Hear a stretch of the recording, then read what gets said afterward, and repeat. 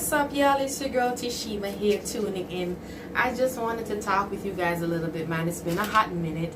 Hey, we're gonna change it up a little bit today. You know, normally we talk about other things. I'm normally sharing videos with music, but today I want to actually, just kind of sit and chat with you guys about my journey.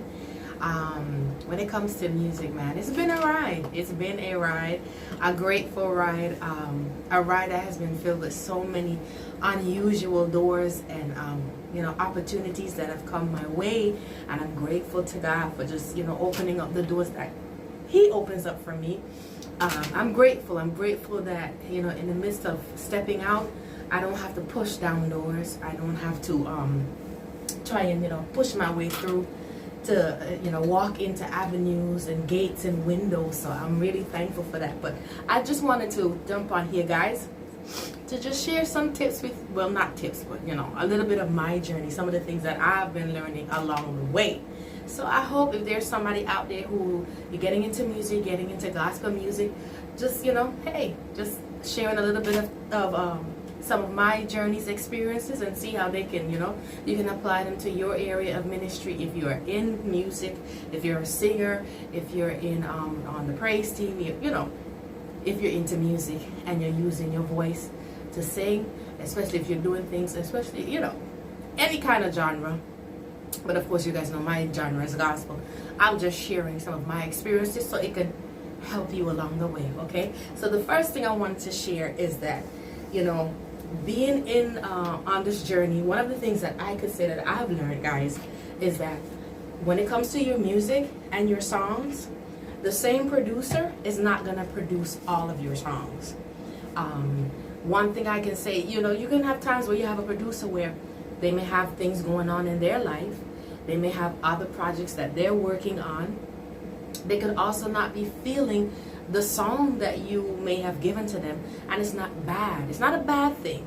And if you ever come across a producer and if they're not feeling the song, and when I say feeling the song, not that they don't like the song, they like the song, but they're not feeling how they can put their creativity, guys, on the song, it's okay. Whenever that happens, it's okay. Don't push it. Slide it on to the next person that you may want to work with, and just know you might come back around again and work with that same producer on a different song. But just know it's okay.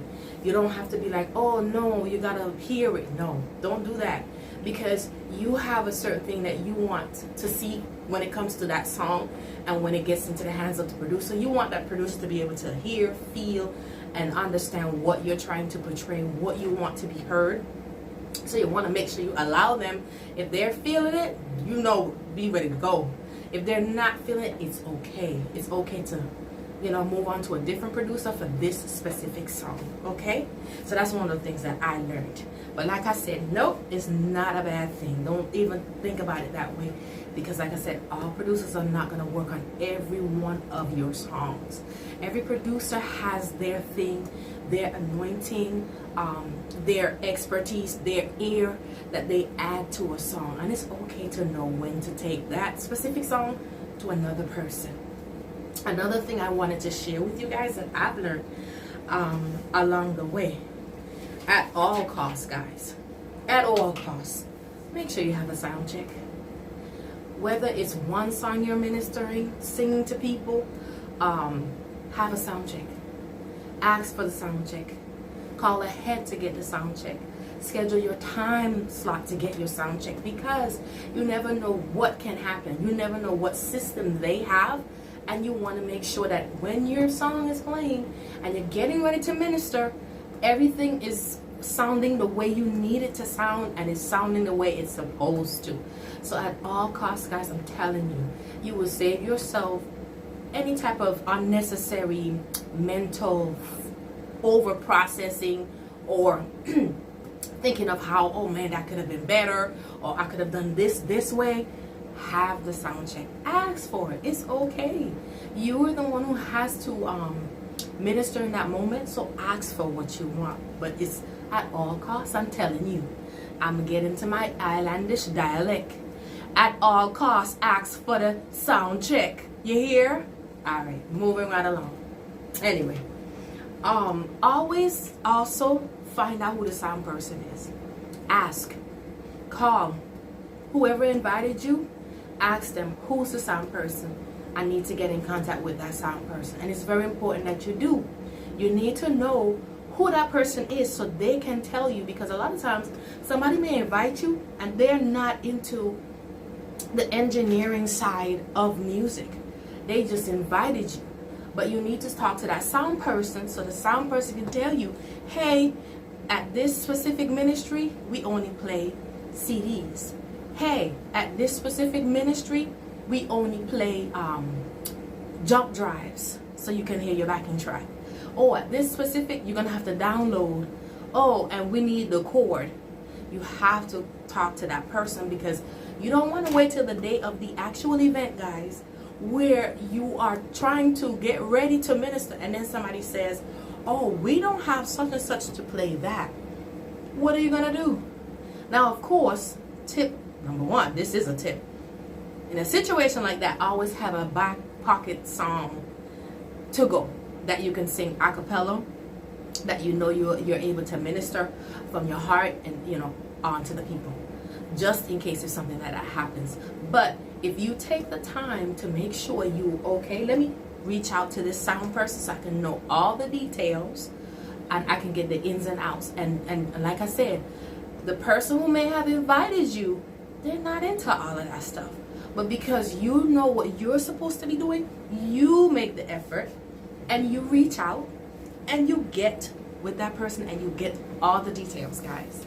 Okay? So that was another thing that I learned. You gotta make sure you connect with the people, because you don't want when you're getting ready to minister, stuff is not where you need it to be, especially if you're trying to make sure you hear what you need to when it comes to the sound system, when it comes to your backing track being played, the whole 9 yards. Okay, guys?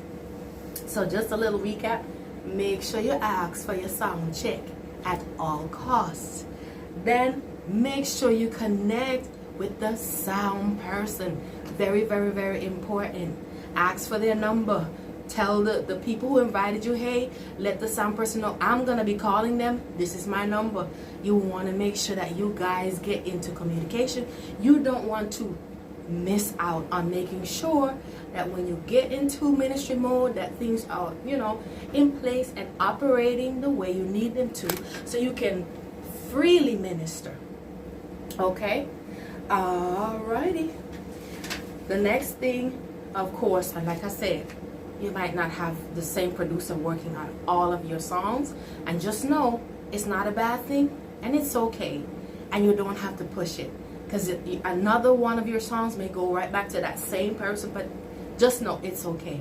You want to make sure that they're feeling the song and they can hear what they need to hear, especially when you express to them what you want to hear when it comes to the production side of the song, guys. Okay?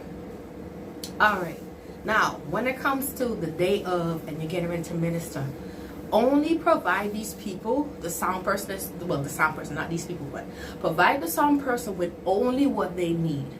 Let's just say you guys talk and they were like, hey, we play CDs. Only give them the CD for the songs you're going to sing. If they say we do jump drive, give them the jump drive, but make sure the backing tracks are titled properly, because you do not want to have more than like other songs on there and they get confused. I can remember I had to minister somewhere and the person played the wrong backing track. They played the backing track that didn't have the background vocals on it. They just played the instrumental portion of it. Let me tell you, when it's a good thing I knew my song enough to know where I could sing, and even though I couldn't hear where my background vocals were supposed to be, I couldn't hear them, I still sang as if they came in. And the thing that happened was the audience, for some reason, they somehow jumped in. It was so interesting, the whole thing. But just make sure when you're dealing with the sound person and you give them your CD or your the backing track CD, or if you give them the backing track on a jump drive, or if it's a download, make sure stuff is titled properly and make sure you provide only what they need. Don't give them no bunch of stuff. because they could end up playing the wrong song that you know what I'm saying, that you didn't want to sing, or the wrong version of the song, guys. So these are some things I just wanted to share that I've learned along the way in my journey in this thing called music ministry. You know what I'm saying? So I hope some of these experiences that I'm sharing bless you in some way, that you can use these things when you're going out in ministry and you're ministering to God's people. Okay. Lastly, make sure you have your song on every available method in reference to being able to play your song. Just like how I just said, CD. Some places you may go and the ministry is young, or the ministry is not as technologically savvy, and you want to make sure you have every type of way to play your song ready and available for them, and always have all those types with you, because you just never know. Something could, for whatever reason, you already talked to the sound person, they already said we do things this way, but let's just say for whatever reason on that day you have to have some other ways, so that way you can get it done. Sometimes it could just be, hey, let me use the aux cord and let's see if we could plug it in that way and use my phone. So make sure you have your CD. If not CD, make sure you have your jump drive. If not jump drive, guys, make sure you have the MP3 downloadable version of the song ready to go, because you just never know.